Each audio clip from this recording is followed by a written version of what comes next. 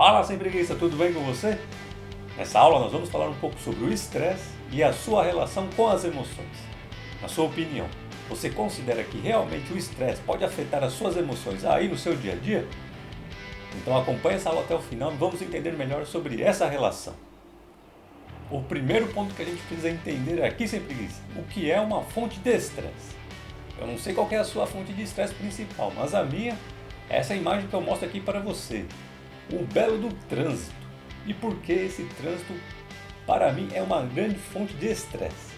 Primeiro, você tem dois sentidos bem aguçados, que é a visão e a audição aqui.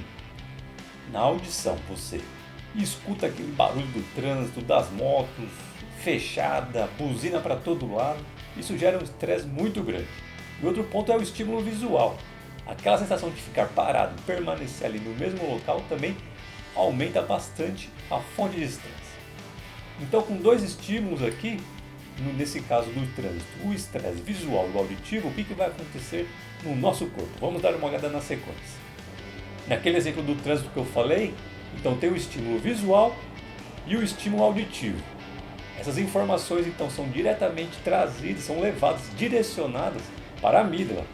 A amígdala então vai conversar com regiões específicas do seu cérebro, por exemplo, o hipotálamo, que é uma outra estrutura cerebral, e o hipotálamo vai conversar com o restante do seu corpo para gerar essa resposta ao estresse. Então veja bem aqui sem preguiça. A partir do estímulo visual e auditivo principalmente, você tem essa fonte, sua fonte de estresse, direcionada para ir para o seu cérebro, para a região da amígdala. Ela vai conversar com outras estruturas cerebrais e vai gerar como resposta a liberação de adrenalina, que vai interagir em diversas regiões do seu corpo para preparar bem o seu corpo para a seguinte resposta. Então veja bem aqui sem preguiça como que a adrenalina vai interagir com o seu corpo. Ela vai aumentar os batimentos cardíacos, vai aumentar a captação de oxigênio pelos seus pulmões. Nos músculos estará mais sangue sendo direcionado para os seus músculos. Vai aumentar a energia para você potencializar a geração de energia por meio do aumento da glicose e de ácidos graxos na corrente sanguínea. E a sua visão e a audição elas vão ficar mais aguçadas. Isso tudo vai resultar numa seguinte resposta que é muito conhecida na fisiologia. Vamos ver? Não sei se você já ouviu falar, mas é conhecida como luta ou fuga, ou seja, no tempo das cavernas, o que o homem das cavernas fazia? Ele fazia, a partir de uma situação de estresse que ele tinha, ou ele enfrentava aquela situação de estresse, ou ele fugia, o que a gente chama de luta ou fuga. E aí eu quero fazer uma reflexão com você. Será que essa reação de luta ou fuga nos dias de hoje ela realmente é exercida? Por exemplo, numa situação profissional, onde você tem uma discussão, geralmente tem várias situações de estresse. Você luta ou foge naquela situação? Geralmente é o que a gente chama de luta ou fuga artificial. Você tem uma situação de estresse e nem foge e nem luta naquele momento. Você tem apenas uma relação de cordialidade para enfrentar aquela situação de estresse. Mas os efeitos fisiológicos aconteceram no seu corpo. Bom, isso que a gente imagina, que ninguém luta ou foge durante a situação de trabalho, não é mesmo?